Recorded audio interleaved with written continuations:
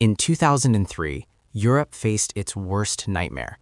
A catastrophic heat wave swept across the continent, claiming over 70,000 lives. Last year was no different, with heat-related deaths exceeding 60,000. Despite these rising tolls, Europe remains stubbornly resistant to air conditioning.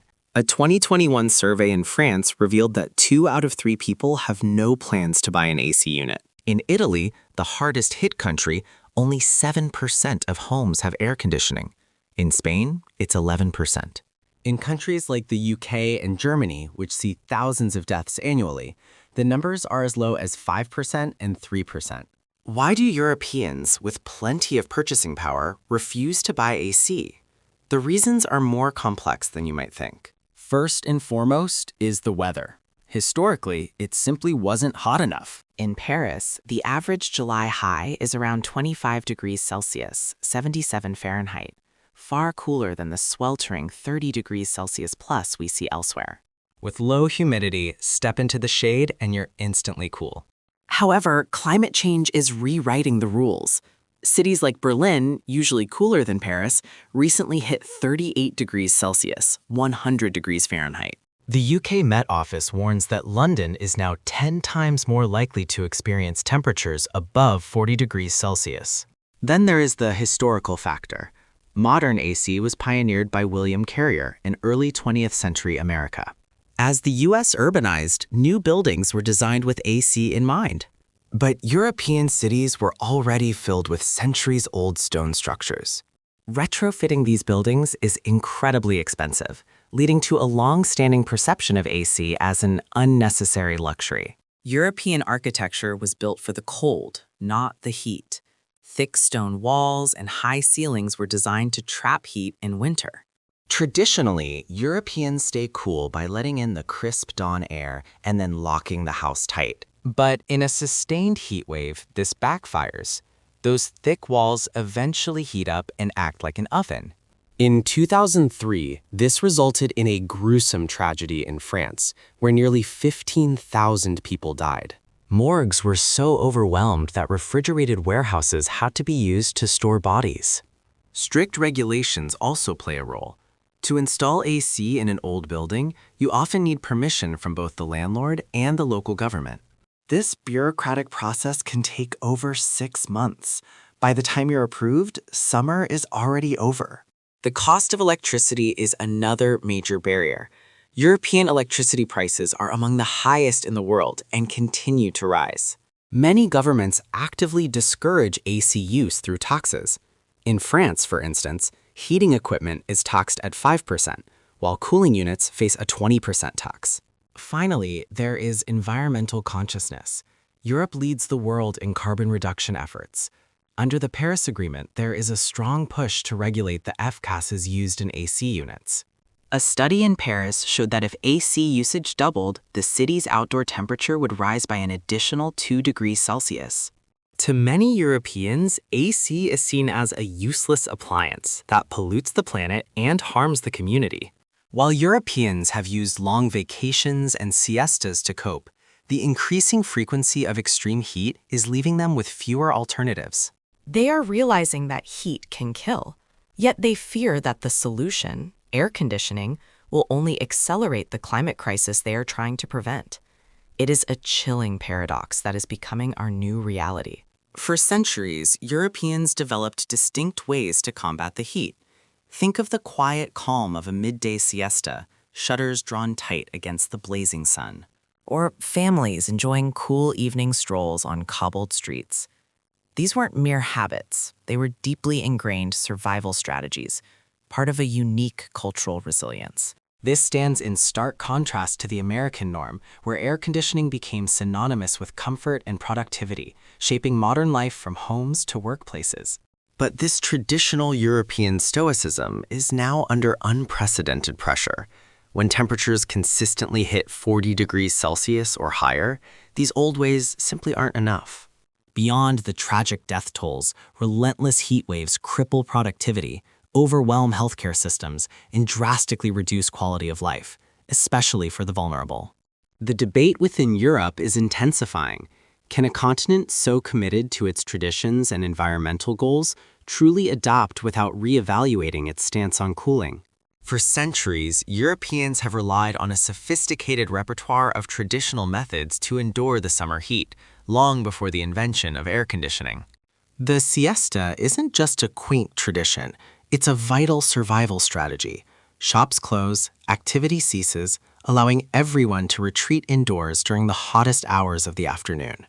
Life shifts to the cooler parts of the day. Dinners are eaten late into the evening, and public spaces become vibrant after sunset, embracing a more nocturnal rhythm.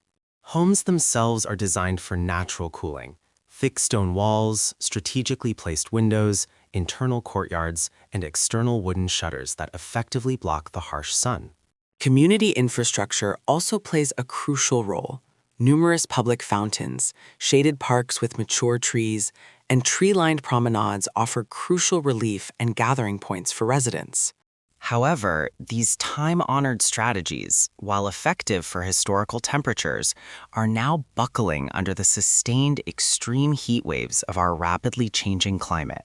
The fundamental question now isn't just how Europeans cope, but if these cherished traditions can adequately adapt to a future where deadly heat is becoming the new, unavoidable normal.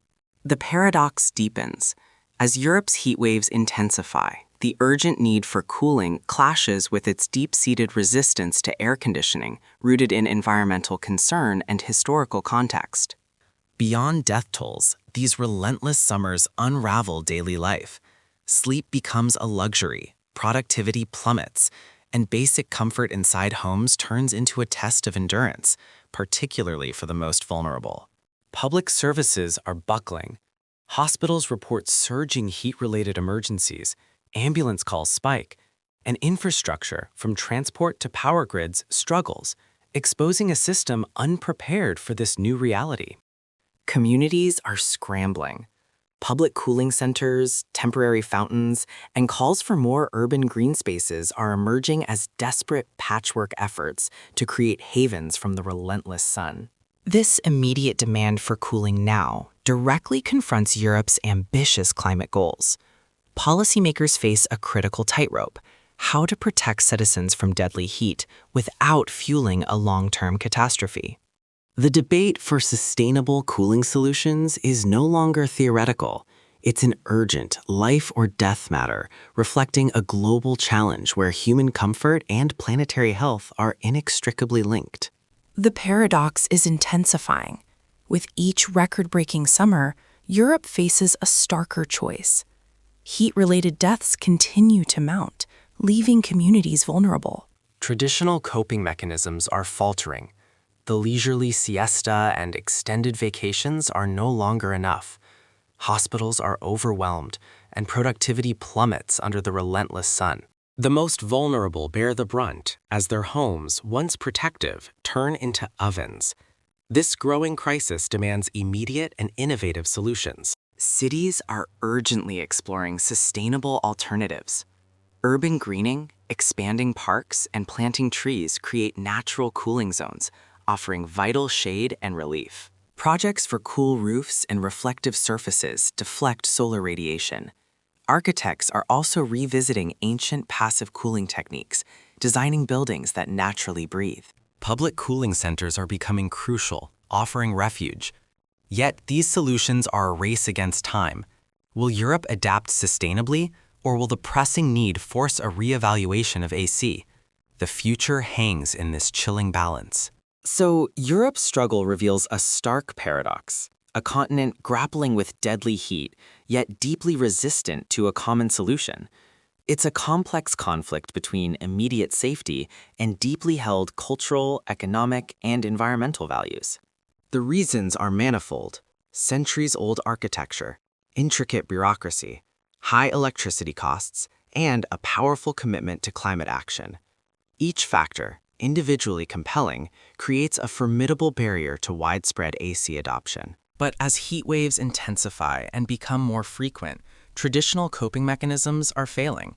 This paradox is becoming unsustainable, leading to tragic losses that demand urgent attention.